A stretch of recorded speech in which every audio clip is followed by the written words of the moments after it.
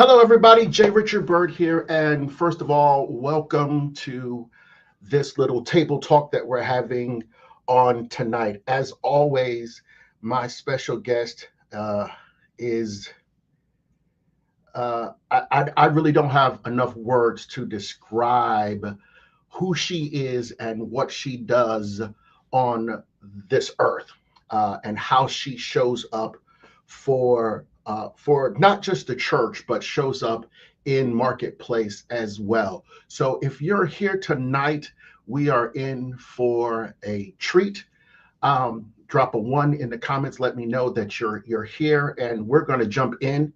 I'm hoping that we can do this in 30 to 45 minutes or so. But as you know, when you put two Aries in the same room, and we get to doing that, what we do, then it is about to be, as we say in my church, bananas. We flow. So just a little bit about Tamil. I've known Tamil, or I should say I've known of Tamil for a long period of time. We're going back maybe 15, 20 years. I'm not going to tell her age, but I'm quite old. And she was running around the gospel industry. I'm going to say it just like that. She was running around the gospel industry. She was taking care of everybody, and wasn't nobody taking care of her. And so one day she ended up in my office here in downtown Charlotte, and I sat with her uh, maybe for 2 hours that night. Told her to go get some clothes. Um, Go. We're doing a photo shoot, a video shoot. We're going to redesign your website. We're going to create a whole 5-year plan for you, and that's what we did. And as you know, as I said in church, praise God. We are now in year probably 10 of this relationship.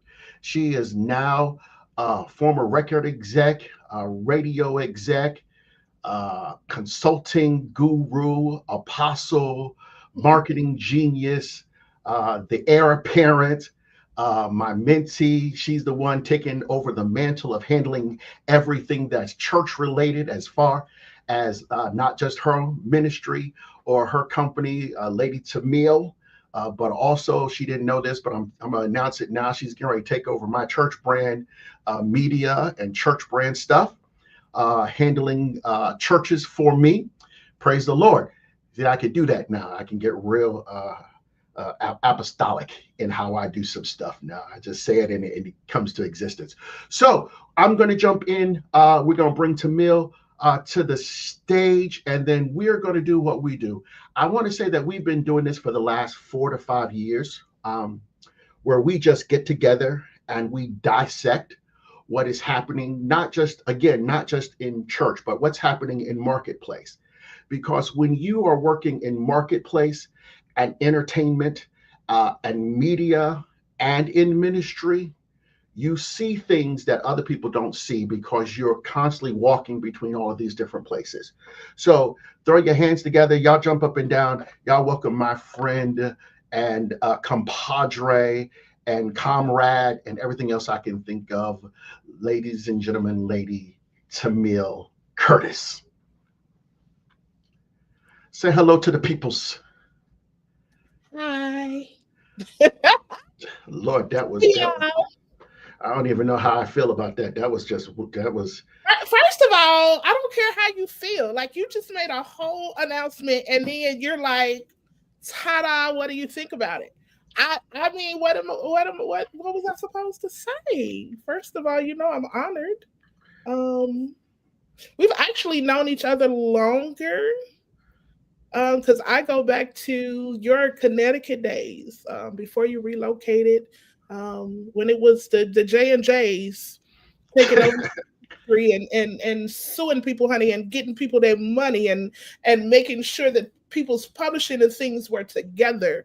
And the Lord like knitly fit us together. And we just had this conversation probably about a week or so ago now, that we don't hear too many people talk about how they're still with their mentor a decade later. Mm. And I'm not going nowhere, right? And so the sound of it, I can't go anywhere if I am handling aspects and pieces of the brand. Hallelujah, praise God for Jesus. But it really was that time in your office that helped me to pivot, and it helped me to develop. And that 5-year plan probably carried over um, well into a decade. So when people see even the ministry GPS, that is something that he whiteboarded in 2015, right? And it took 5 years for the world to shut down, for it to come into play, and it kind of ties into the post that I did today. Sometimes we will get the ideas, we will feel the innovation, we will create the product, and we will launch it, and it falls flat. And so then we feel like failures. We feel like, oh, this wasn't the thing. This, that wasn't it. And so what people see me doing as far as the digital space, even AI, I've been doing this a very long time. I was doing this back in my space days, right? I was a beta tester when they first released a widget that allowed the artists to put their music on there. And so I've been an advocate for the digital space. I've been pushing for niche communities and things of that nature. And so here we are in 2025, and all the things that you helped me to prepare, all the things that I kind of was hidden in plain sight to do, now is the time for it. And so know that I honor you. I appreciate you. You know that I love you. I would not be Lady Tamil. I would not be Apostle Tamil. I would not be the strategist to meal if there was not a James Richard Byrd. Amen. Amen. Come on, somebody clap those holy hands and give God some praise right there. Wait a minute. I just want to pause that you said my whole government name out here in this internet land. My whole uh, government name, Whole entire. the whole thing. So the conversation tonight. And what's funny is that we're usually so in sync that we don't even have a long conversation about what we're going to talk about.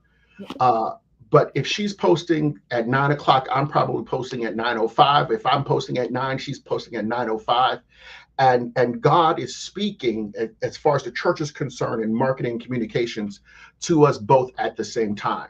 Mhm. I'm going to I want to start this conversation off with kind of this understanding. When I used to be hired on the business side, I would be hired to come in because companies wanted to find out how to speak to African American, how to reach people of color, right?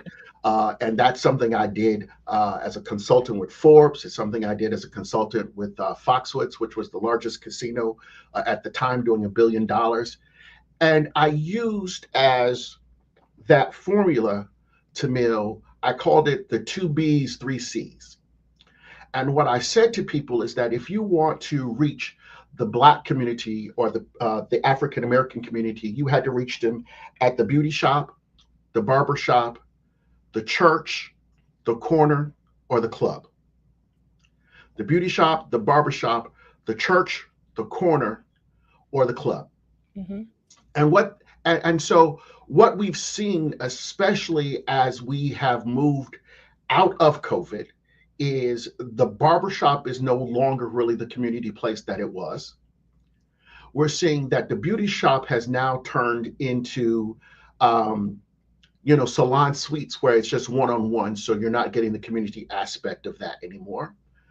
The the the club, or what I call entertainment, has been inundated and taken over by people who are not culturally aware of where the music comes from in the first place. I think I said Mhm. that politically correct.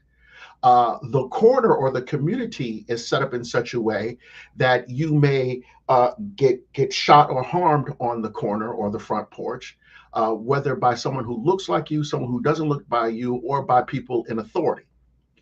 And now we're seeing an attack on the church in such a way that it's rendering the church voice ineffective. And Mhm. so one of the premise for me in how I'm approaching, especially 2025, is based on how do we give voice back to a church so that they can still become or be a part of that hub, one of information, and be a part of what is happening in the community without one losing who they are. That's one. And two, being more effective and efficient in a digital age and digital space. Mhm. So that is my premise. I deal with the three things I told Tamil earlier. I'm dealing with the three things that are governing not just my company but all my clients, and that is communication, community, and collaboration. Yes. Those are the Same. three C's. What are you doing in the community? Or more importantly, how are you building community? Mhm. Then how are you taking that smaller community and making it part of a larger network? Then how are you collaborating with those people? I once wrote a book that we never released called Preachers Get Your Piece of the Pie. Mhm. And it was funny because that was Which during. I still use the outline from that book to this day when I'm working with pastors. Absolutely. Get your piece of the pie, which means that if the church down the street is doing 0 to 8, then you do 9 through 12, and then you share the funds. Or you guys create a nonprofit or something together so that you're pooling as many resources as possible to make the greatest impact in the community as possible. So that's collaboration. And then the last one is what did I say? Communication. Mhm. What is the communication plan that you have, first internally, and then secondly externally? Mhm. When we are at war, let's just talk spiritual war. If you're in spiritual warfare, um, there needs to be the lines of communication and the lines of getting help to the people who are in the front line. And so, if we've been rendered useless or ineffective in how we communicate and what we can communicate, then we are going to be at a disadvantage going into the next part of what's happening between 2025, 2029, and even into 2035. Mm-hmm. And so that was the premise of the conversation. That's where I came from when I posted yesterday. I need you to go back and look at your communications. I need you to make some decisions. I also need you to read uh, the T, the writing on the wall, what you're hearing in your prayer closets in the middle of the night that is telling you, one, not to be afraid, but to be prepared. And so that's my premise. That's where I come from. So I'm gonna throw some stuff over there to Tamil, and then we're gonna run with that. If you have any questions, throw them into the chat. Hopefully, I'll be able to see as many of them as I can, and we'll answer your questions and keep moving on. And So you know what? Before you do that, I want to tie in those three, specifically for pastors, churches, and even nonprofits, right? And that is this: hybrid engagement is here to stay, right? Hybrid engagement is here to stay. What that means, regardless of where you fall in the three of what it was that I just said, you can no longer make your digital presence optional, right? You can no longer see it as a task. It is necessary for you to be successful that you have the proper digital presence for no matter what it is that you're doing, but it needs to lead someplace offline. And I think one of the biggest issues with hybrid is that we only use rented property. Yes. Rented property is this meta platform, even that we're on now. Rented property are the social platforms that they can wake up tomorrow and decide we no longer want you to be able to stream live for free. We no longer want to be able to allow you to be able to use your analytics and things of that nature. And partially it's our fault because we as the church, we have yet to use Meta the way that Meta was designed to be used. You have a business page for your church, but you never conduct business. You solicit, right? Because you're always posting when you're live. Here are your ways to give. That's solicitation on a business driven, supposed to be a B2B type page. And so we have neglected to use these meta tools properly, that now meta's like, you know what, nope, we're snatching it. And it's not just churches, right? Even though the churches will be the most affected by it, even my business clients got a similar email about some things that were about to be discontinued, and it is because we do not use it properly. And so I think the biggest thing that I want you all to take away from tonight is using what you have for free to benefit what it is that you need to do, that cost. And that biggest thing is understanding that being hybrid is no longer optional. You have to, and in being hybrid, pastors, nonprofits, leaders, itinerant preachers, the kingdom creatives and entrepreneurs, it is time for you to actually have a business email, not just Gmail, Yahoo, AOL. Now is the time for you to have an actual website, right? And not just a link tree. Now is the time for you to own your domains, own what it is that you're working on, so that if the button gets pushed today, you literally can walk away with it, and you can still have your same community. You can still have a means of communication. You can still have a means of collaboration where the communication does not end at all.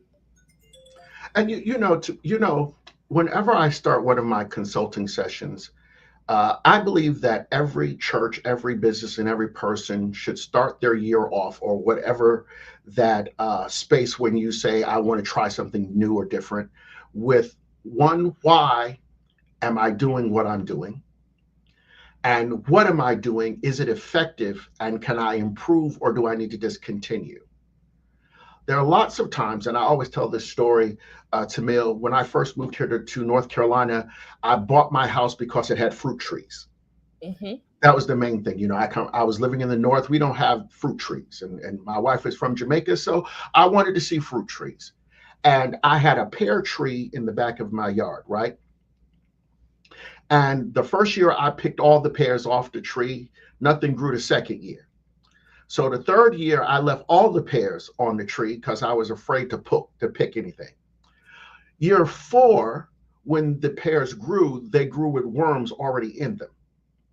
And so there's twofold for that. First of all, many times our churches, or many times we, will try to gather the low hanging fruit because it's easy. Low hanging fruit is usually the sweeter of the fruits, which means that always eating low hanging fruit and not ever climbing to the top of your tree will eventually rot the inside of your business. It Hmm. will eventually rot the inside of the church. And what I'm seeing right now is we are people that are suffering from deep cavities in our ministries and deep cavities in the strategies that we're bringing to people. If we are to be an answer for people, we can't always be on the backside of the question. So to go back to that analogy of the tree, if you're not picking the fruit properly, what is going to happen is that eventually you're going to grow fruit that is always infested with what's eating you from the inside out. And I think what has happened, especially as it relates to us coming out of COVID, the stuff that we did it in COVID because we had to. Hmm. We became a hybrid because we had to. We're holding on to that in some cases because we're trying to keep up with Joneses that are not called to serve the same people we're called to serve. Correct. And so, 3 months ago, both you and I said every church needs to come off live stream for at least 3 months, just or come down for until the beginning of the year. And we had some serious pushback from that.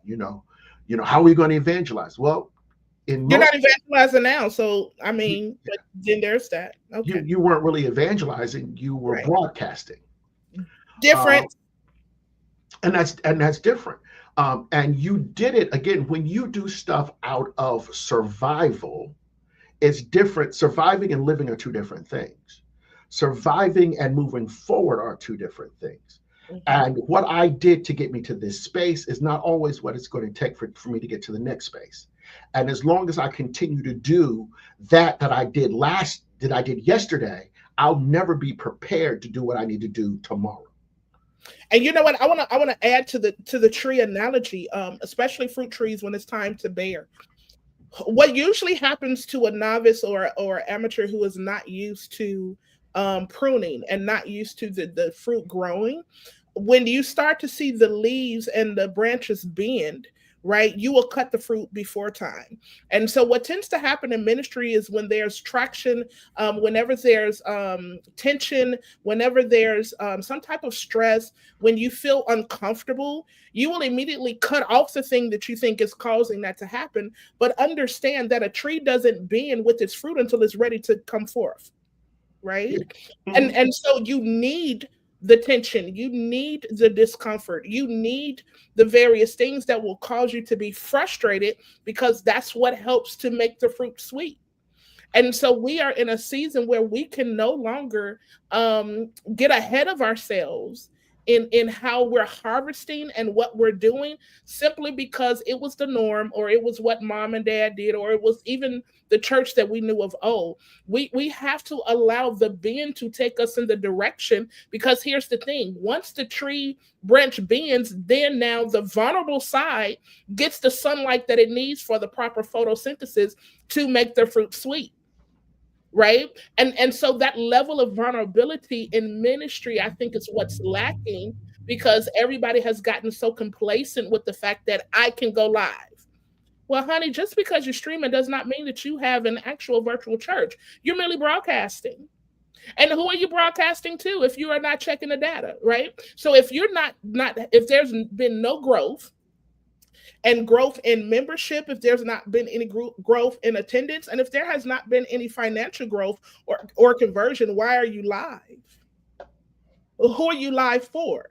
And then you're not even properly catering to the actual in-house community by placing tools where they themselves can get it and they don't have to, scone through everything based upon what they see other ministries do. Definitely. And so and again, neither one of us are coming into this conversation anti-technology. That's that we're not coming in anti-technology. In fact, I built one of the first internet churches. Did Almost 17, 18 years ago. I've been doing streaming for 20 years. I've absolutely. beta tested the tools that you use today. I was, Matter so of fact, we both are beta testers on this tool that we're using today to patch into Facebook. Huh?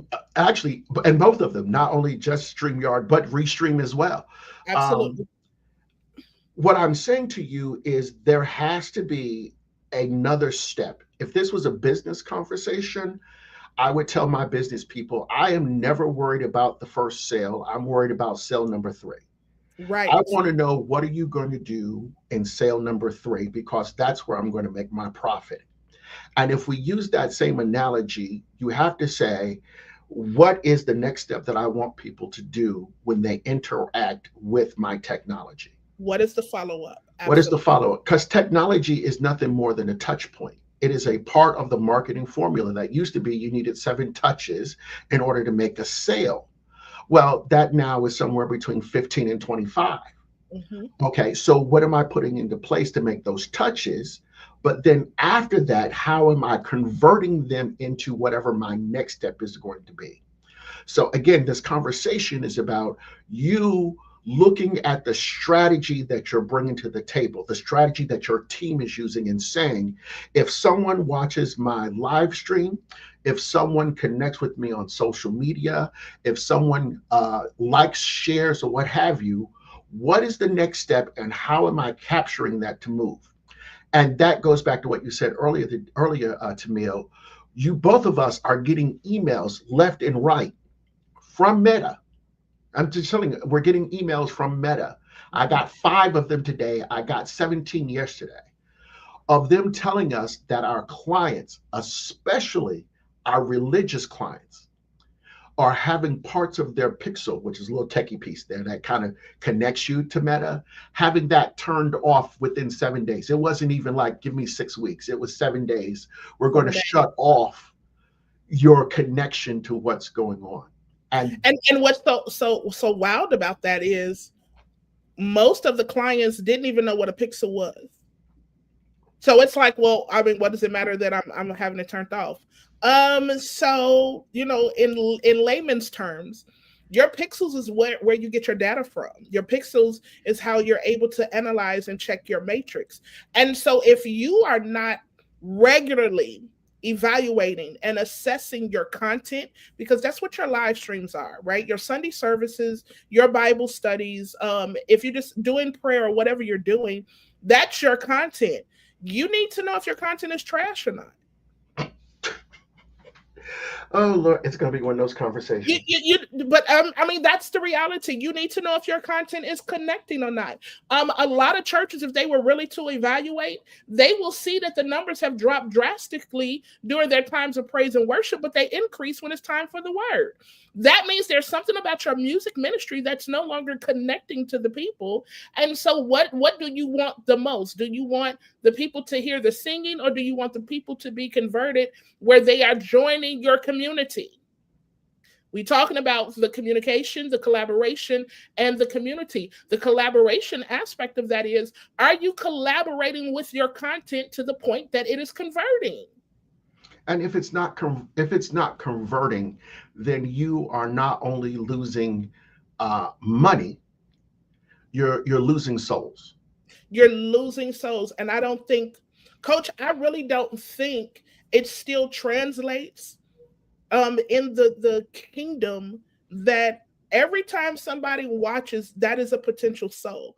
Every time people are looking at what's happening, how it's happening, what's going on, that is a potential soul. And so, what is it that you're offering this soul that tells them this is a ministry worth me connecting to? What is it that you're selling? Please understand this. We tend to have a hard time with this term of sale. But understand the purpose of marketplace is for you to pitch so that an item is sold.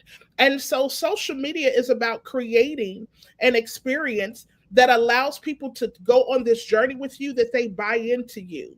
And most ministries are not selling themselves to the point where people are buying into them. What you're doing is you're exhibiting your hobby, right? And here's the thing about a hobby that we don't tend to look at, because we say, oh, because we're doing this and this, that, and the other. No, no, no. With a hobby is for your entertainment, your peace of mind. It's for you. It's your personal preference. And what if your personal preference is not the thing that's needed to convert the soul? Are you willing to make the necessary pivot that's needed? How many are actually recording your streams? Because for some, you don't even need to be live. What you need to do is record your stream, go in and edit, and then upload that so that But it can work. so let's just stay right there for a minute, because I've said this again. I've said this many times, and what I say, and guys, what I'm saying to you is what I say often to my my large corporate clients who are paying a ton of money to hear this. You have to think about your digital imprint like a media company. You have to start thinking in terms of channels and in terms of programming. How do I program? How do I program Facebook? How do I program the channel or the programs that are going to be on my YouTube channel? Think of it like a radio show. Think of it like a podcast series. Think of it as media. And it brings us back to that point of there is a customer journey. Mhm. There is a marketing funnel that brings them to the point of converting into at least saying, I want to be a part of what you're doing. After that happens, there is a journey that happens from awareness to engagement to converting and then back into becoming an ambassador. Okay, that's the world. Let's talk church. There is a congregational journey. And the congregational journey looks a lot like how the temple was set up. You enter his gates with thanksgiving, into his courts with praise. So, thanksgiving is someone looking at your social media post and waving their hand. Then you move them into the court of praise. That's just the vestibule in most churches. Let me start. So we get into the sanctuary where they hear the word. And then when they move into the holy place, that is part of the conversion. And then the Holy of Holies is where the altar call happens. Yes. So, if that is the case and the church is built that way, we have to always be looking at how are we moving people along those processes or processes. What we've been guilty of, and tell me if I'm wrong, Tamil, is we've been trying to jump over steps. And as soon as you walk into the door, we're converting you. Well, here's the thing: we're trying to convert people without first showing them. First of all, this is a community that you want to belong to, or that you could belong to. And then, what is the benefit of community? See, we have this thing of evangelism backwards. Jesus gave us the blueprint before Jesus converted, and yes, I agree with that 100%. We are all producers at this point, and we are not properly producing. But the thing about Christ was he didn't just offer himself as a solution, right? He offered himself to be a choice. Case in point, when we look at the woman at the well, right, in Samaria, Jesus knew he had need to go through Samaria, but it was not Jesus's voice directly that won the city of Samaria. It was the woman that had the encounter with him at the well, and he gave her what it was that she needed first. Yes. And once he gave her what it was that she needed, at that point, she saw the need of buying into who he was. And so she then utilized her influence and she became the brand ambassador. And she's the one that went into the city as the brand ambassador and said, hey, come see this influencer that then told me everything about myself. And when we look at that, there is awareness. I became aware that this man was at the well. Absolutely. Then there was engagement. I further went and asked him and engaged him. You see what I'm saying? And then we had education, because he then says to her, if you knew, he educated her as to who he was. And then at that point, we had conversion. And after conversion, we had ambassadorship, where she then went and became the person who put people in the funnel to begin with. And what we're saying to you tonight is you need a strategy of knowing where people are in the process of accepting not only just Christ, but also partnering with you in what you're doing. Again, this is not just church. This is business. This is relationship. The same thing that you're learning on your job is so that you can take some of these tools back to church. And the tools that you're learning in church is so you can take that into the, okay. So we're talking communication. We're talking communication. Let's go. Let's go.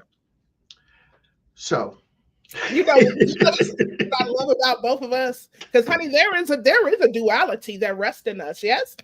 And so it's like, okay, wait a minute. We about to take the text and give you 3 points, and we're gonna point you back to Jesus. So point one is communication. Let me, before we jump in that, Dion Moffat says, and I hope I said your name right. We've focused on transactions and not relationships. I'll let you tag that first, and then I'm gonna come in after you. So here's the thing. Something that you taught me that helped me early on in business and this entrepreneurship is you said it's not about the sale. It's about establishing the relationship. I actually may lose the sale, but if I have the relationship, that relationship will yield even more sales than that one. And so in our hybrid ministries and in our outreach, right? Outreach is nothing more than reaching outside of ourselves. And most ministries do not reach outside of ourselves. We have what I call enabling outreach. Enabling outreach is we're doing what we want to do based upon how we want to do it. I was born and raised in the city of Chicago, and I never understood how you was giving a homeless person a frozen turkey.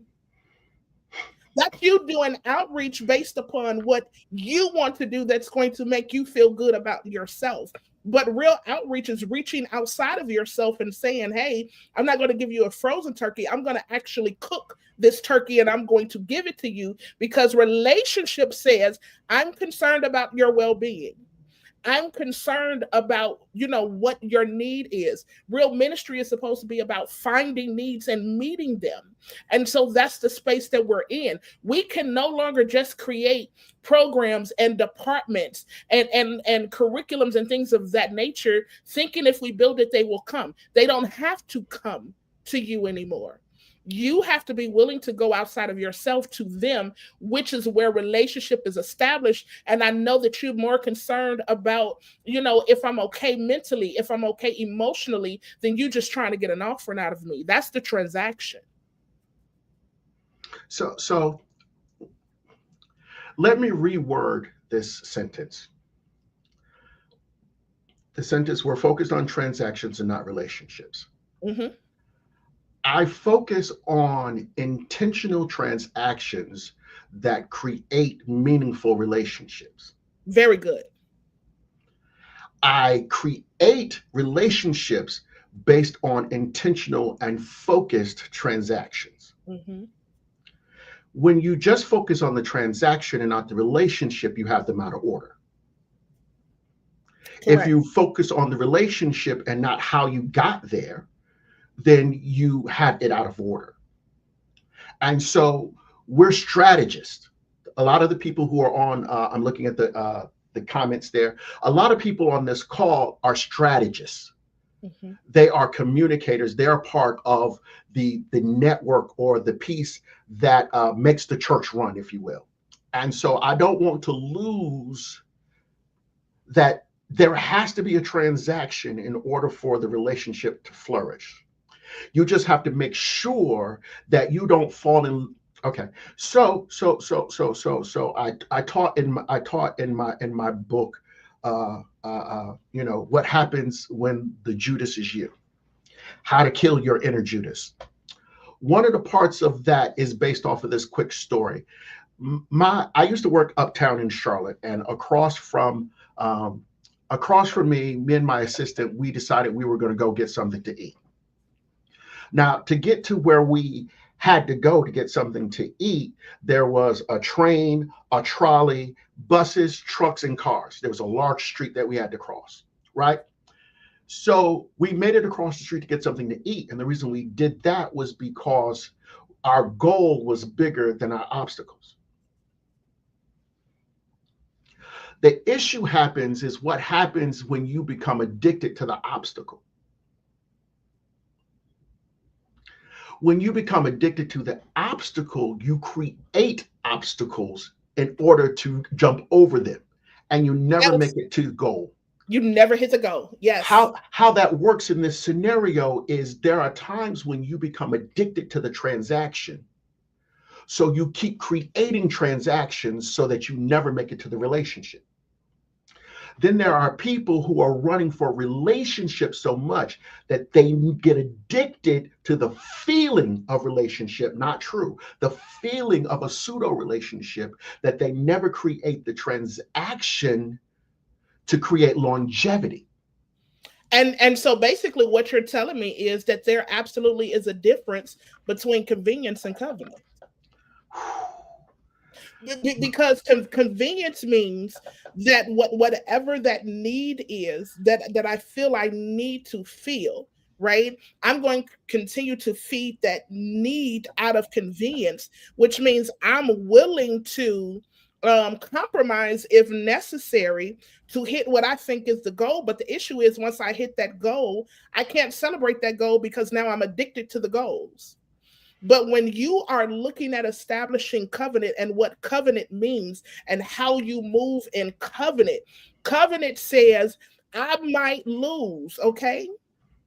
I think it was, if I'm not mistaken, it was Evangelist Fantasia that told us sometimes we need to lose to win, huh? Again, So sometimes you need to be okay losing that particular transaction to show them you want to have relationship, because in this we are establishing covenant where we are all growing, we are all becoming, we are all evolving, we are all winning, and we're not just going to move in this space, but then we learn how to live in community where this win, we can thrive off of this win for the next year. exactly. And so I'm so glad that you moved it to the next step. Is sometimes we're so infatuated with the feeling of what happens internally in our organization Mm-hmm. that we forget that there is an outside organization that we need to touch as well. And so that brings us back to to the next part of what we're going to talk about: communication. Mm-hmm. How are you communicating? What are you communicating? And who are you communicating to? Now, again, I'm talking pre-COVID, COVID, and then post-COVID, because that was the huge change in a lot of how we approach things. Pre-COVID, you could send out a text or something. You could send out a post on Facebook and it would reach 5,000, 6,000 people that you knew. During COVID, they pulled back on that, but because of the way that you were sitting your live, you were still able to talk to, communicate with people that you know. In Mm-hmm. fact, what we used to teach way back when social media first started is Twitter is for people you want to know, and Facebook was for people that you do know. Absolutely. Okay. And then Instagram was for the young people that you needed to connect with and couldn't get them on Facebook anymore. Mm-hmm. That has changed now post COVID. It has really, really changed with the introduction of For You, with the introduction of TikTok and the algorithm of them showing you stuff that they think that you might like. Mm-hmm. What this means to you, again, we're talking strategy, people. We're talking strategy. What this means is that you can no longer put a post on Facebook on Monday for a Monday night event. Please say that Now, again. Please say that. you can't do so listen, don't look at Tamil and I. We talk all day long. We chum our waters. We can do it. You can't. You posted last Wednesday and haven't seen anything since then. So again, you are now getting ready to talk to a community who does not know who you are. I looked at my analytics, of this. I just finished doing a huge campaign for a gospel artist. We launched her project, and so I got numbers to look at. Mm-hmm. And in fact, I have over 15 million people in my social media networks that I take care of on a daily. So I get to see numbers that most people don't see. And those numbers are telling me now that in Facebook, and even in Facebook, TikTok, and even in Instagram, that my numbers are looking at 80% in some cases of people I don't know, and Mm-hmm. only 20% of people who have said they want to hear what I have to say. What that means is, how am I communicating to a group of people that changes every day, that don't know who I am, and so therefore don't know my inside jokes? There you go, Tamil. And so here's the key strategy of communication that keeps the people that don't know you around to learn you is authenticity, right? And transparency. Now, I think one of the issues that we have is we don't know the difference between being transparent and translucent. And so because we don't know that difference, we don't know what's too much to be consumed.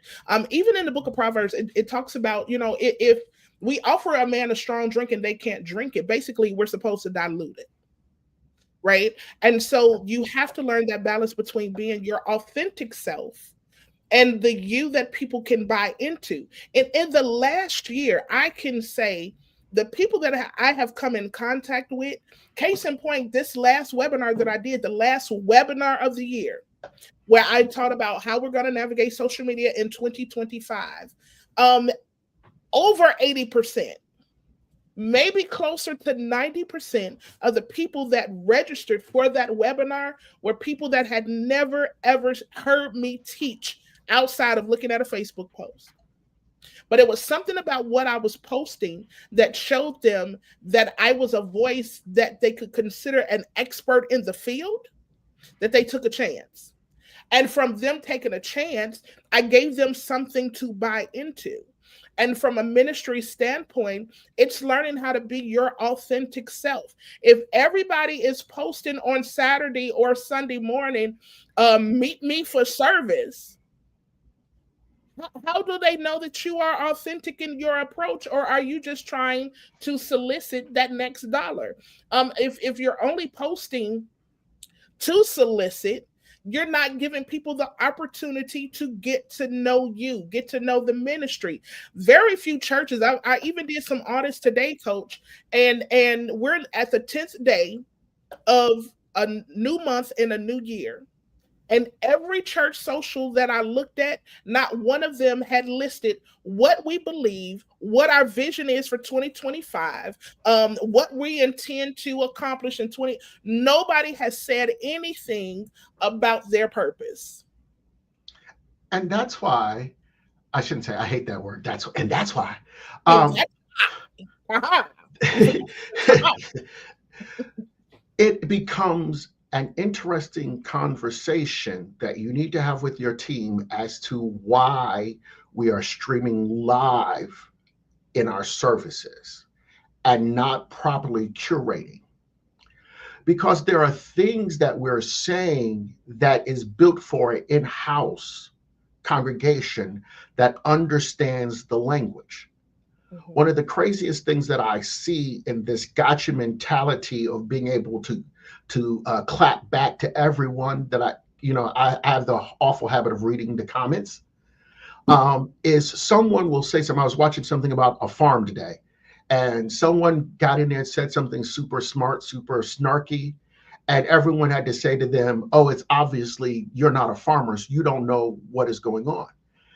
That's the case, and I blame the person who said something, but I also blame the content creator as well, because we are creating content for an internal audience and expecting an external audience to understand and say, yes, I want to be a part of you. So your content strategy and your digital strategy really needs to look at this. Please understand that we are in a binge society. Yes. We are in a Netflix society, which means that I don't want to wait for the commercial. And because of that, I only want to see the whole show, and I want to see them back to back to back to back to back. We are also in a almost, it used to be a one screen, then it went to two screens. It's almost a three or four screen society. And what I mean by that is you're trying to get your word across to someone who is looking at their phone, watching their iPad, on their computer, listening to Alexa, and have the YouTube on TV. Yes. Yes. That's a whole lot of noise for you to penetrate. So the idea is that your digital imprint becomes something that is sexy enough, and I use that, y'all work with me. I knew what you It's was about to do. That's why I had that look. it's sexy enough to say, "Hey, come see a man." I'm attracting you. I'm attracting you, but I have to attract you to my library of content that is strategic in how it moves you. You see what I'm saying? Not just good clips. I pulled clips. I stopped pulling clips of my clients that are Yes. churches. I don't, Yes. I don't, I don't do them. I only do them when I know that I can tie something into the clip, right? Via the words, What's the next? Yes. not just what's on screen, but via the words, because we're again still in the tech society. Pull them in and give them a call to action. Or can I tie this into something that's happening in the whole atmosphere? Today may not be a good day to talk about fire unless you can tie it into, okay. So how are you communicating? And Because you're what are you're you and what communicating? are you communicating? Because you're communicating to an outward community now. And you're communicating to an outward community here's what I've really been seeing in this. They want what you have. You're just not selling it in a way that they buy it. And I'm gonna Like say, don't like say this. sell. Don't say sell. Don't say sell. Walk that back and say you're not packaging. Okay. So you're not packaging your product in a way that it makes people want to buy into it. And it's so key. Something that we need to really implement more is we overcome by the blood of the lamb and the words of our testimony, right? We know this to be a absolute 100% business um standard. You know how I know? Because when I go on Amazon and there's something that I'm looking at that I possibly want to purchase, I'm doing what? Reading the reviews. When I'm in a new city and there's a restaurant that someone may have told me to check out, I'm going to Google the restaurant. I'm going to look at the pictures to see what the food looks like, but I'm going to read the reviews. If I don't see no reviews, I'm going to find another spot that I can go to. So it needs to be more than just the pastor talking about, man, service was amazing today. Yes, you need actual brand evangelists that have bought into what it is that you have packaged, and they're utilizing their influence. Well, Lady Tamil, I'm not an influencer, and I'm not this. I'm so glad you have those reservations so that I can completely remove those crutches from you right here, right now, right? At the point that you said Christ is my savior, you become an influence of the kingdom. And there is somebody that is attached to your voice that's going to hear you that will never buy into it because of me. If we are called to be fishers of men, then that means somebody needs to be fishing in a pond that I don't have access to. But what you do is you bring that fish and then I clean it up. That's And so collaboration. influence has to be utilized beyond just the pastors. It's not the pastor's job to go fish. It's the pastor's job to clean the fish that comes in. And so I want to remove that. Well, I'm not a licensed or ordained minister, but you are a disciple of Christ because you believe him, yes? And so that makes you a minister of the gospel. Everybody is supposed to be doing the Great Commission. The beauty of this thing of going into the highways and the byways and compelling man to come is the fact that we now have technological aspects in which we can do this and be more efficient and be quicker. It's almost, coach, how people are still talking about nay to AI and all of this to AI, and I mean you can't show it to me in the Bible. Okay, so the word technology was not used in the actual word is not in the Bible, but we serve a technological God. Don't believe me? We serve a God that said, let there be, and there was. That was technology in motion. He literally gave the strategy and the execution all at the same time. Right? We serve a God that told Moses, stretch forth thy rod, and the Red Sea parted. That was technology in motion that we see. That was probably the first water reclamation that we saw. It's in the Bible. And so we cannot be afraid to embrace new things because we don't know it, or we fear it because we don't know it, when these are tools that have been created to help us be more efficient and have more boots on the ground.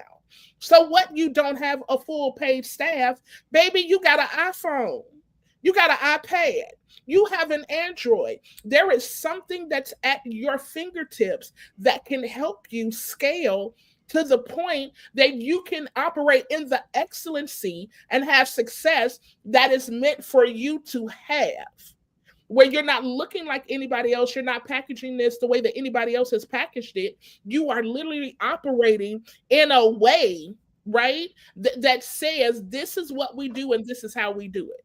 That this is how we get it done. And so when it comes to the thing of technology, our 3 C's, because those are the 3 C's that have been implemented in both the It's Lady Tamil agency and the ministry GPS. Those are the 3 C's that even if you just come to me for a consultation, that's what we're walking away with. Those are my sermon points for 2025. Are you collaborating? Huh? Are you communicating? And are you building community?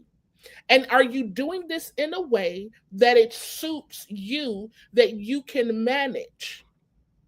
And if you're building in a way, then that means, again, if something was to happen to these platforms when we cut this live, I still have a way that people can communicate with me by either going to my website, right? You still have a way of connecting with me. And something that the Lord gave me, and it really helped to change my focus when it comes to strategy is merely intercession in motion. And so when I look at leaders and when I look at entrepreneurs and when I look at people that are stuck in a rut, I always say, are you praying? Because there's no way you are interceding and you are not getting the strategy that you need. You may need somebody to help you piece the pieces together, but you're getting what it is. And strategy is merely intercession in motion. It's merely us taking a future thing and pulling it back into the present and developing it in a way that in the present it can win. And just because you, I want to get over the fear that, or the assumption that community building only happens at a corporate level. Yes. The people who live in your house are your community.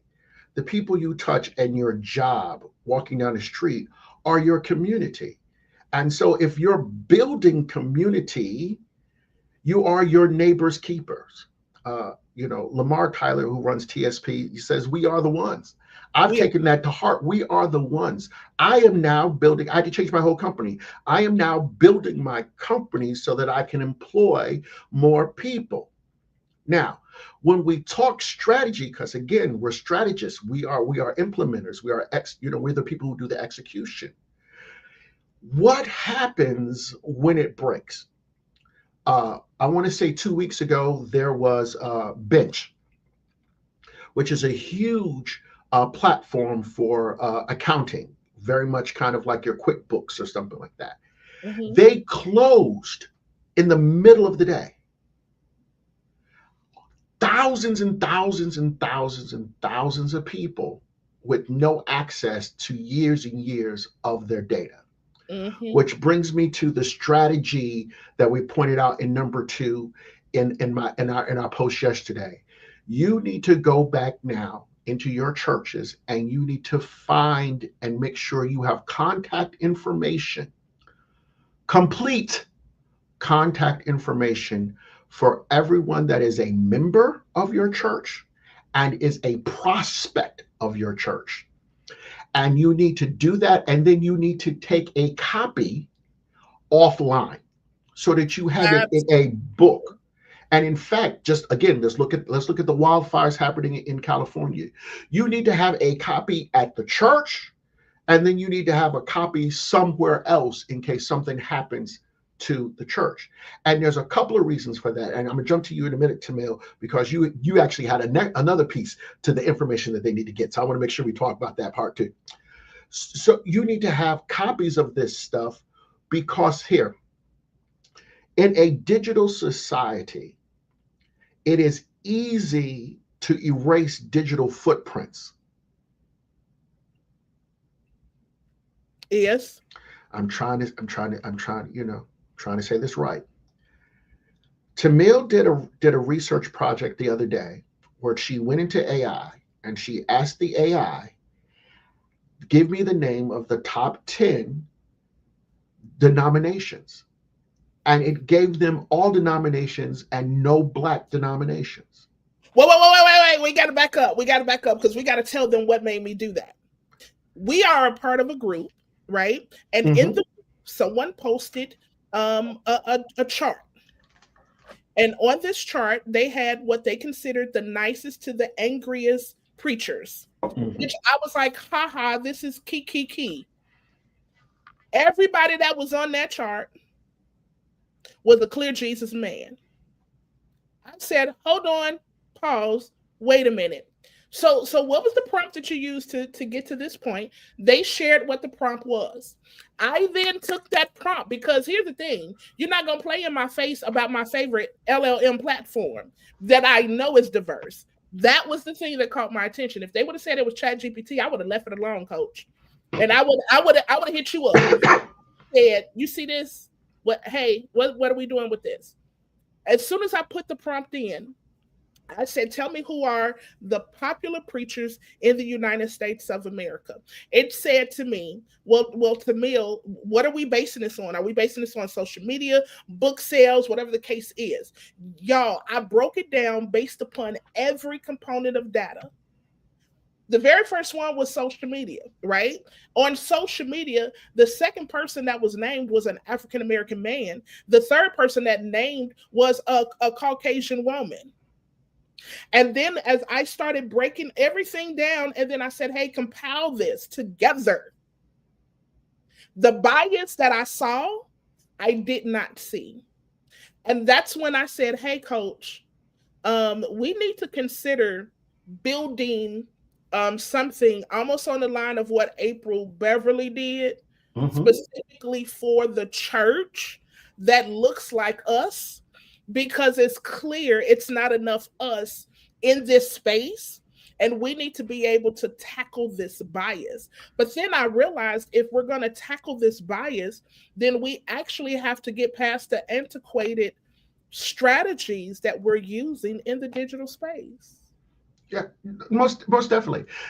And we have to understand that because of even the changes that are happening to Meta as we speak, um, where okay, I got to be so careful of how I do stuff. Where are the griots? Where are the storytellers of our history? And when it is digital, it is too easy for that to be manipulated Yes. and or changed and or deleted and erased. Because to me, deleted and erased are two different things because one is Yes. deeper than the other one. And so I'm looking at people saying, I've been telling my clients, okay, we're going to do a podcast that handles one way of doing it. Then we're going to go back. We're going to take that podcast. We're going to turn it into a book, right? Hmm.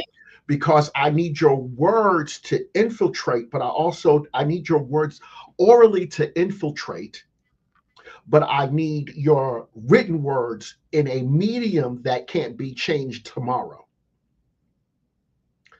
Because we're going to suffer from the ability. If the cloud breaks and drops, we have nothing to say who we are. And I go back to my grandfather many years ago, and was getting ready to vote. And we keep changing these voting things where you got to show ID, da da da da. And at the Yeah. time, he was 86 years old. And praise God, it was the last year we didn't need an actual ID. But if I need to get his ID, the um, the city hall where he was born burnt down. There's no birth certificate. So technically, this man does not exist. And remember this, Tamil, you remember this from years ago. I should say, if you don't show up on Google, you don't exist. Hmm. Now we're in an era where you could have showed up on Google yesterday and now you're erased. And now you're erased that fast. So what other imprints and do you have that establishes, like, I'm about to give you a good example. Everybody is mad at the Musk man, and so everybody then left X. X is one of my longest standing digital imprints. I will never leave that platform because that platform is my currency. Our digital imprint is our currency. And so my value decreases. It's almost like certain luxury cars that once you drive them off the lot, the value depletes. When you jump up and you immediately leave platforms, so these social media platforms, watch this, and or you are very lax in how you post on these platforms, you are decreasing your value and your worth. And so it has to be something tangible beyond that's when we move into, like he said, the product aspect. What books do you have? Every pastor has at least 10 books, 30 ebooks, 4 manuals, and 5 master classes. Every pastor. And that was What just on last year. That was just from your 2024 sermon series. There needs to be legacy that's left behind, literary legacy of who and what you are. There makes no sense for you to be brilliant and nobody knows you're brilliant beyond your area code. If they know you're brilliant beyond your zip code, which is where the collaboration comes into key. If something was to happen to your church right now, if your church was to leave the area that it's in, would the community miss it? If your pastor was to die right now, would the community where the church is, would they miss the pastor's presence? Right? If your platforms become unavailable, especially in just the thought of it becoming unavailable, you need to consider what's next, Sophia. Right? Is there a sophiapresident.com? Is there a Sophia President online? Is there somewhere that they can come? Depending on the type of clips and stuff that you have done, take that content and now create the Sophia President TikTok YouTube channel where you're repurposing that content and you're putting it on another platform.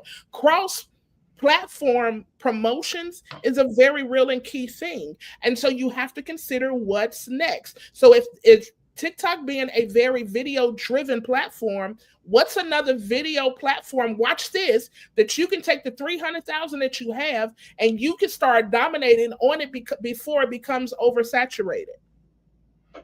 Right? It's like how everybody, again, a lot of people left X, and they've migrated to Threads. I love everything about my Threads, but baby, we are forsaken Blue Sky.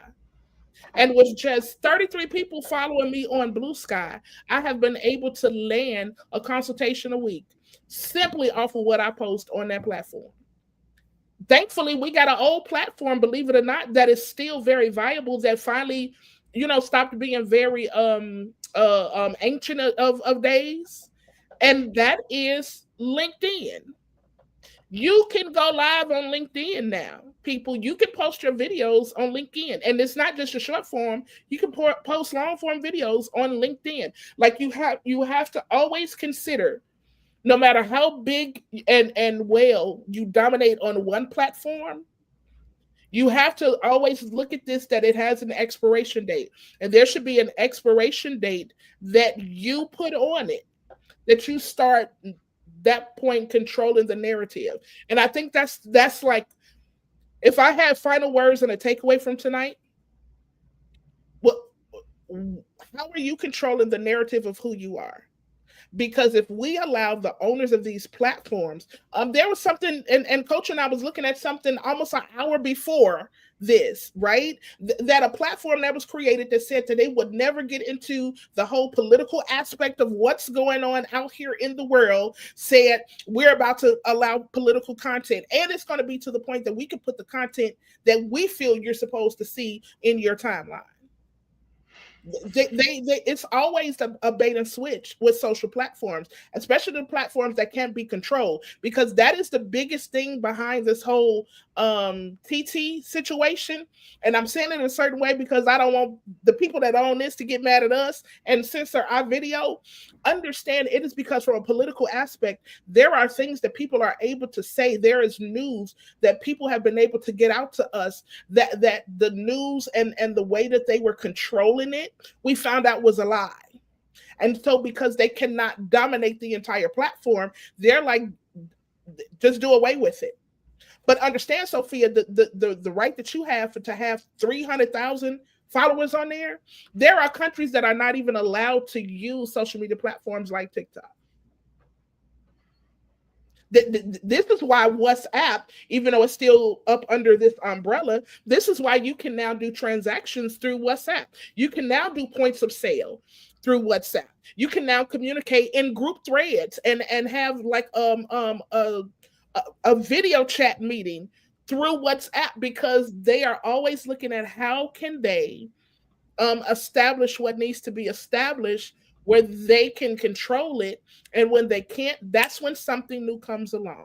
Hey, Papa, y'all, my goddaddy is on here, Pastor Walter Turner. Thank you for being on, Pops. And who's a boomer, by the way, that got tired of his daughter fussing. And hear me, he has embraced technology in an amazing way. So I want to dispel that, the boomer pastors ain't fooling with technology and all that. A lie. They are. So I'll also, because this brings it back to the beginning of kind of this conversation of building all of your company and all of your leads and all of your content on rented platforms.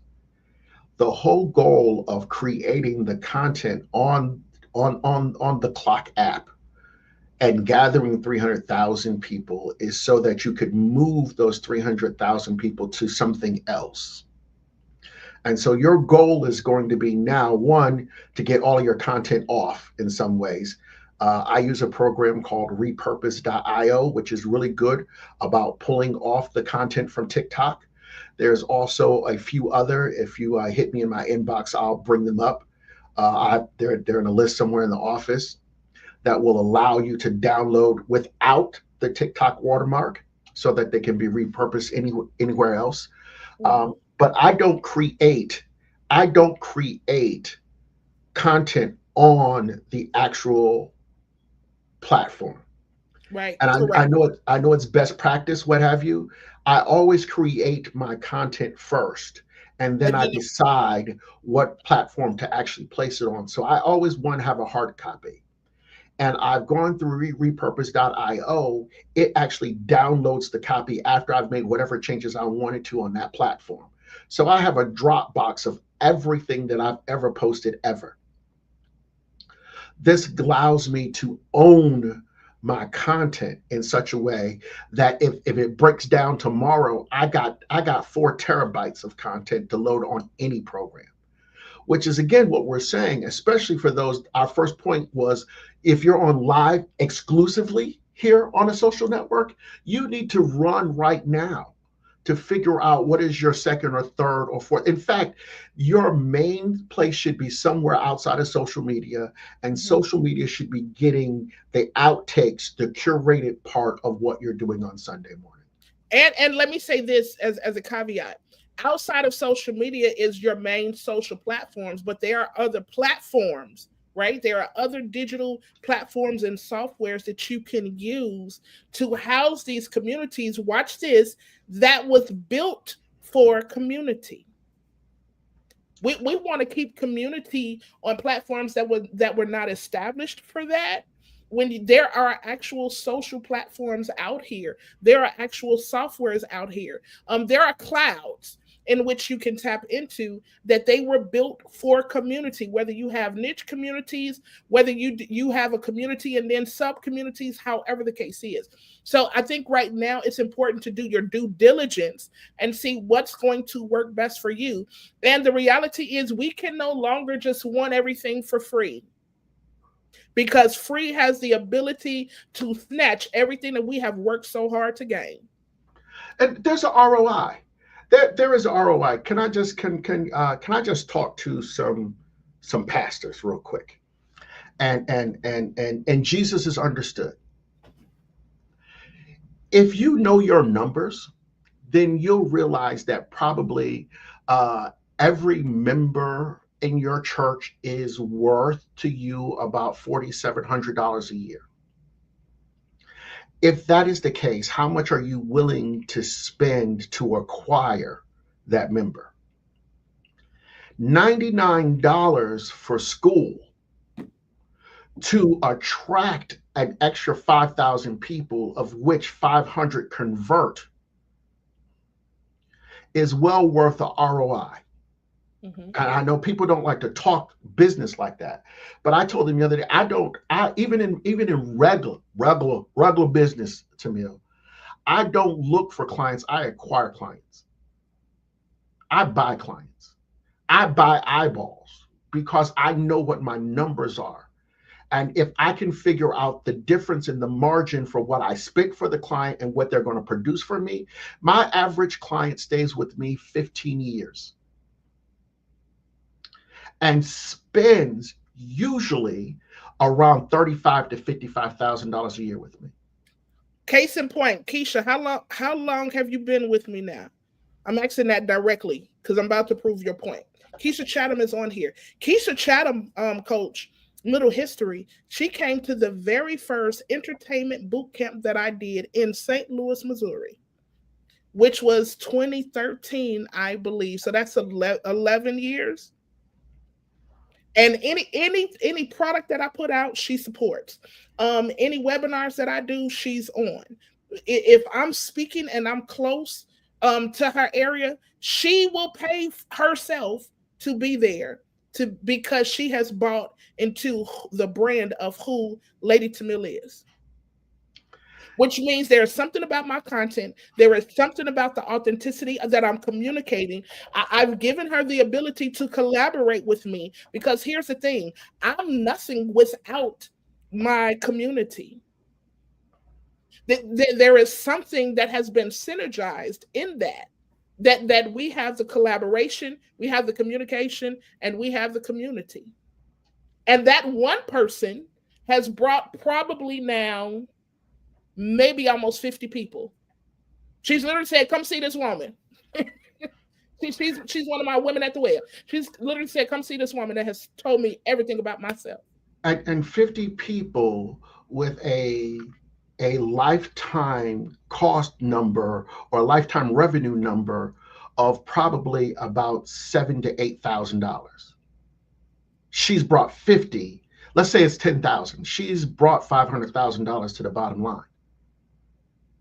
This is I didn't mean to go business, but let's flip that in souls. If you can convert 500 people who convert 500 people a piece, it's multiplicity. That is the law of multiplicity. Like, it's at work, but we're not looking at it that way. We're looking at the vanity metrics. I look at vanity metrics as, okay, these are people I have to figure out how to always get them to move, how to always get them to raise their hand, how to get them to move from this platform to the next platform to the next platform, eventually to my website, from my website to my email list, from my email list to their credit card being in my credit card file. That is my ultimate goal. I don't care how many of these lives you look at. Oh, sorry, I'm about to get loose. I don't care how many of these lives you like. I don't care. I care whether or not at the end of the day you watch this, like, you raised your hand, you told someone, you moved to the next step, and eventually you gave me a credit card. Because once I get your credit card, not only am I going to sell you this, I'm going to sell you 7, 8, 9, 10 more products to go along with it. My job is to create momentum by throwing small rocks into the water until I build a big enough wave that pushes you to the beach, which is my ecosystem. I don't care how you got there. I just care that you made it to the ecosystem. Okay. And once you make it to the ecosystem, I literally have the resources that's needed to feed you, right? Because it makes no sense to get anybody in there and then they die from starvation. Get there, ain't no water for them. Okay, that's a whole nother. Okay, Tamil, we have been on here an hour and 20 minutes. We have 10 minutes left. Do you want to do questions, or do you want to wrap Maybe up? listen, we can wrap it up. We done gave them more than enough nuggets. Asked about Discord. I like Discord. I like Slack. I like communities that you can actually navigate your community, right? Is it Mighty Works, Mighty Networks? Mighty Networks. I like School right now. School SKOOL. is amazing. Mighty Networks. Like, there's a plethora of community driven platforms that you can start funneling, and it's what, 8 days left? In 8 days, even if you don't translate all, let's say you don't translate all 300,000, but you get a tithe of that. A tithe of that, even if you put them in Patreon, because clearly the content that you're giving them is good. If you only charge $3.99 a month and you got 3,000 people, 300,000. no, but I said let's say she only move a tithe of the 300,000, Mm-hmm. right? That'd be 30,000 A month, like. Woo. Ma. And so, guys, what you're hearing us say again, beginning of the conversation, strategy. There is a reason behind every move we make. Don't think we're shucking and jiving and dancing on social media. Just because I don't get you to buy my product on day one doesn't mean that I am not paying attention to the data points of what I post. That part. I am watching you. You are literally raising your hand or disqualifying yourself. Here's what people don't understand. The goal of marketing is to compel, but it is also to repel. Mm-hmm. There are lots of things that we do that compel you to purchase from us, but there's a lot of stuff we do that are meant to repel. And there are many things that we do just to get you to have an action. Because if I can get you to do action when I speak, I can get you to pay when I talk. Mm-hmm. And that translates for churches. If I can get you that compelled when I speak, right? I can get you to bring other souls. If I can get you to the point that you trust my voice enough for your life, then I can disciple you to the point that you will bring others for them to gain this same trust. That is the bottom line of communication, community, and collaboration. And doing it in a way where you are not negating your digital presence, but you are not 100% relying on your social media to be your all in all. As we close, I love that. So I almost started singing, "You're my all in all. God is the joy." I'm sorry. Um, It moves on. where's my piano? Okay. Um, if you get nothing else out of this conversation, it is really about being strategic in what you're doing. It is really about taking the time, even if it means stopping what you're doing, to fully analyze where you are and where you're going and what you want to do. I sent Tamil last night or the night before my whiteboard session guide on how to do whiteboards. And she yelled and screamed at me at first, but she fell in line. Amen. Praise the Lord. And used it today. um, my whiteboard sessions always start with identifying your why. Why am I doing what I'm doing? And then it moves into what is the goal that I want to see happen when I connect with my why. Mm-hmm. And if you're not able to make those determinations on every single ministry in your church, on every single connection you make, every single post that you make, what is the why and what do I want to see happen with this? And where do I want them to go when they make that decision? Then you're not being strategic. And what is going to happen is in this next wave from 2025, just based on what we're seeing, when community notes hits here and hits Instagram, and you have to deal with trolls like you've never seen before, identify your why. Mm-hmm. What do you want to have them do? And where do you want them to go next? Be strategic in your communications because it will help you build community and then it will help you collaborate and build a better world that we live in. Tamil, I'm going to let you have the last word. I'm going to tell the people where they can find you, how they can hire you to be the navigator in their lives, in their ministries. Oh, navigator. Damana. Okay. Amen. First of all, this was fun. I always enjoy when my sensei thinks enough of me that I get to, work alongside him and do some things. I saw what AJ said, and I was like, "Oh, we're not doing that tonight, huh? You're not gonna get me like that tonight. We're not doing that one." My last words would be,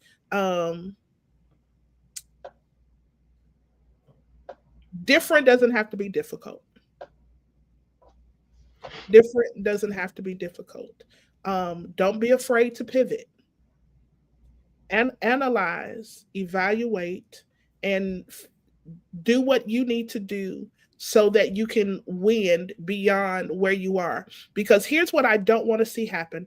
I don't want to see the church become comfortable failures. Yes. A comfortable failure is a person that because you have had success in a previous season doing something, you will continue to do that because you are comfortable in that, not realizing that you really are not winning the way that you are supposed to win and the way that you should be winning. And so you're comfortable failing because it resembles a past success and win. Don't be a comfortable failure, right? Learn the technology that you need to learn. Look at what you need to look at. And I'm not going to preach it, but when we look at the story of David and Goliath, understand that David went through various technological pivots all in one quick time, right? When David first approached Saul about him being able to kill a bear and the lion, he did that with his bare hands. So that was one form of technology, right? And then Saul tried to put his technology, his armor on David, and David said, "I can't fit that." So then David decided to go and get the slingshot. And when David got the slingshot, he knew that because Goliath had brothers, he didn't just get one smooth stone, he got five. because if I believe I can knock him down, I'm gonna get all five. So if David had never used the slingshot, what was it about the slingshot that made him so comfortable? Well, if you were to lay a slingshot in the ground and look at an Old Testament shaped harp, they resembled each other. So the thing that he used to worship now became the technology that he used to war, and he won. But it didn't stop there, because even when he struck Goliath, yes, and Goliath failed, it wasn't until David ran up on Goliath and grabbed his own technology and cut his head off that the true win was done. And then it's that technology that we hear of David from that point on. So he literally tested a couple of things out. And then when he got the sword, Saul killed his thousands, David killed his 10,000. So do not be afraid to pivot. Do not be afraid of technology. Do not be afraid of utilizing new strategies attached to old talents and skills that you have. Because if you will attach those strategies and those technologies to the skills that you have, you will see a manifestation and a presentation of yourself that you never thought possible. And I'm done, Coach. We want to let the church say amen. Let the church say amen. Guys, first, again, thank you for jumping on. We had a wonderful conversation. Leave some comments if you want us to do this again. And we might make this a monthly conversation that we have about what's just happening in the world and the stuff that we're seeing. Tamil, real quick, just tell people how they can connect with you. I have the same handle across all social media platforms. It's Lady Tamil, ITSLADYTMIL. You can find me on my website, which is itsladytamil.online. Again, that's ITSLADYTMIL.ONLINE.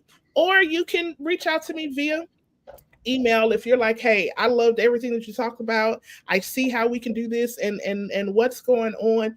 You can reach me by email at info@theministrygps.com. There it is, my own domain. Yes, I have Gmails, but it's something about that own domain, and it's info@theministrygps.com.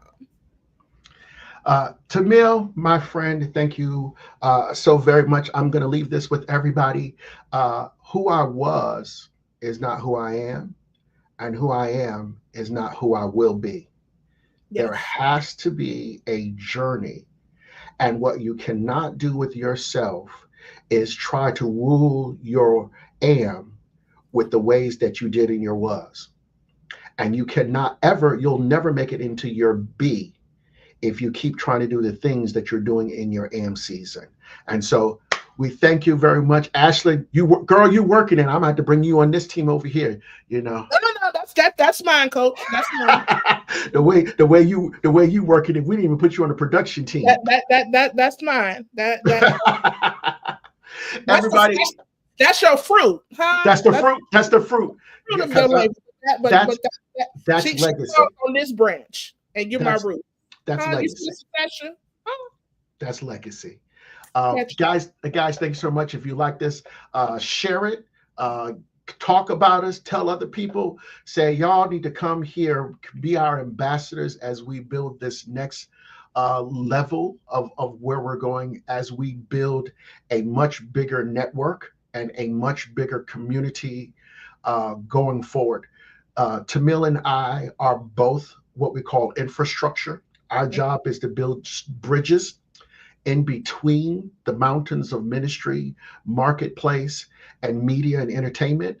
And because we have the honor, there's also the responsibility in being able to do that. So please go out there, share, make this happen. We're going to bless you, you bless us, and we'll talk to you. We'll see you on the next time we see you.